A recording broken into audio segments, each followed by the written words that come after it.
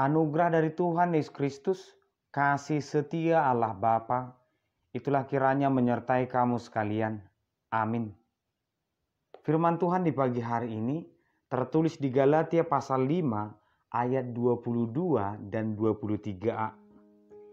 Tetapi buah roh ialah kasih, sukacita, damai sejahtera, kesabaran, kemurahan, kebaikan, kesetiaan, kelemah lembutan, penguasaan diri.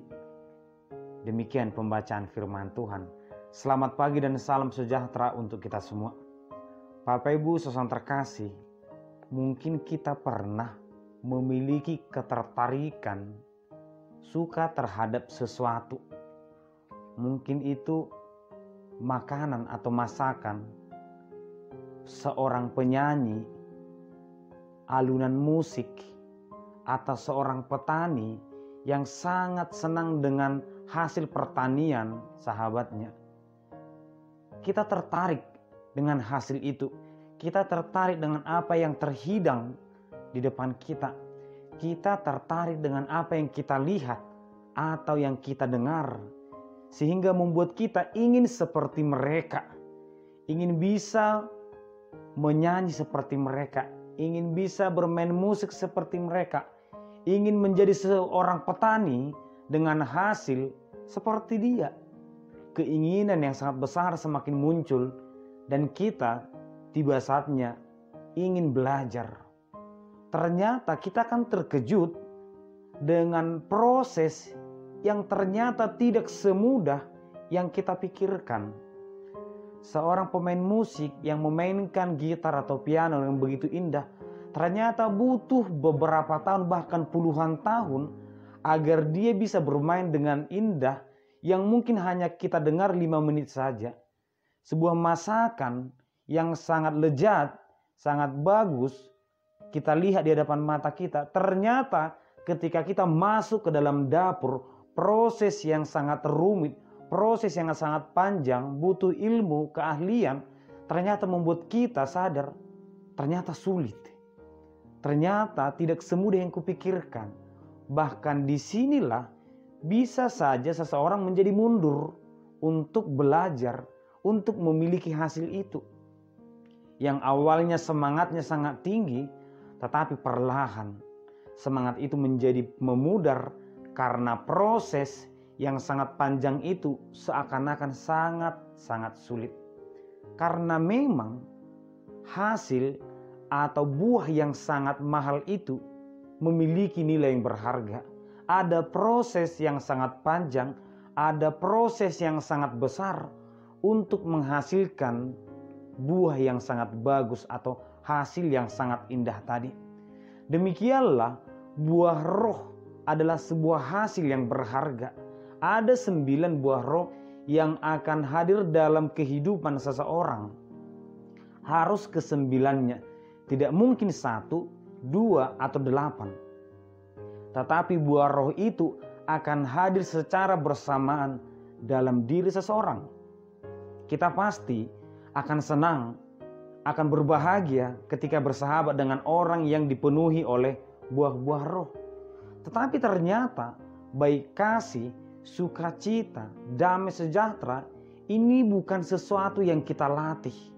Aku melatih diriku untuk bersukacita, untuk sabar. Ada proses yang sangat panjang di balik ini, dan memang ketika kita jauh ataupun masuk ke dalam proses ini, percayalah buah itu akan datang dengan sendirinya. Gambaran buah ya berhubungan dengan memang kehidupan orang-orang pada saat itu sebagai orang kebun anggur. Pohon yang menghasilkan buah itu berasal dari bibit yang jatuh di tempat yang subur. Yesus memberikan perumpamaan, bibit yang jatuh di jalan itu akan mati. Bibit yang jatuh di atas batu bebatuan itu akan dimakan burung. Bibit yang jatuh di tengah-tengah semak belukar dia akan terhimpit. Tetapi bibit yang tumbuh di tanah yang subur dia akan tumbuh dengan baik. Namun ternyata ketika dia tumbuh ada proses juga yang sangat-sangat panjang. Dalam Yohanes 15 dikatakan dia akan dibersihkan, di hal-hal ataupun ranting-ranting yang rusak akan dibuang agar dia menjadi bersih dan berbuah nanti dengan lebat. Ada proses di mana dahan itu harus tetap melekat kepada pohon itu sehingga dia akan berbuah. Nutrisi yang ada di dalam batang pohon itu akan mengalir ke dahan, itulah yang membuat dia berbuah. Karena banyak tanaman yang melekat kepada tanaman yang lain ternyata hanya sebatas parasit. Tidak menerima nutrisi agar dia berbuah. Tetapi dahan yang betul-betul melekat, dia akan berbuah dengan lebat dengan sendirinya. Demikian juga apakah kita sebagai orang Kristen tetap melekat kepada Tuhan? Nutrisi ataupun firman, kekuatan yang datang dari Tuhan itu apakah dia masuk ke dalam diri kita? Karena sebenarnya bukan latihan kita, bukan usaha kita yang membuat kita hidup dalam Roh Kudus, tetapi Roh itu sendiri yang akan bekerja dalam diri kita, bekerja dengan sendirinya. Firman Tuhan itu sendiri yang perlahan memperbaharui hati kita, sehingga hati kita ini akan menolak sifat-sifat kedagingan.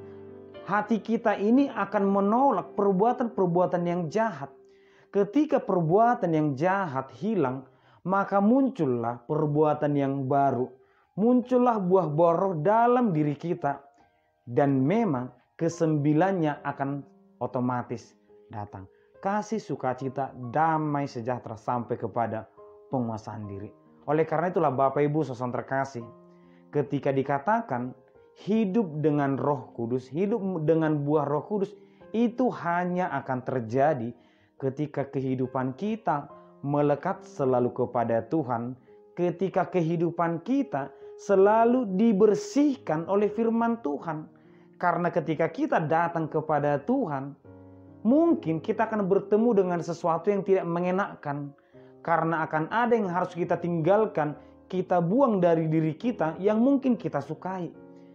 Sifat-sifat yang tidak baik yang selama ini mungkin melekat dalam diri kita, kita harus tinggalkan.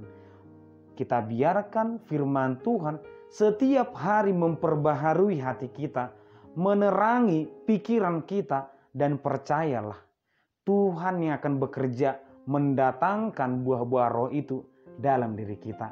Dan pada akhirnya hidup kita yang benar, hidup kita yang terberkati, bukan karena kekuatan, tetapi karena Tuhan yang bekerja dalam diri kita.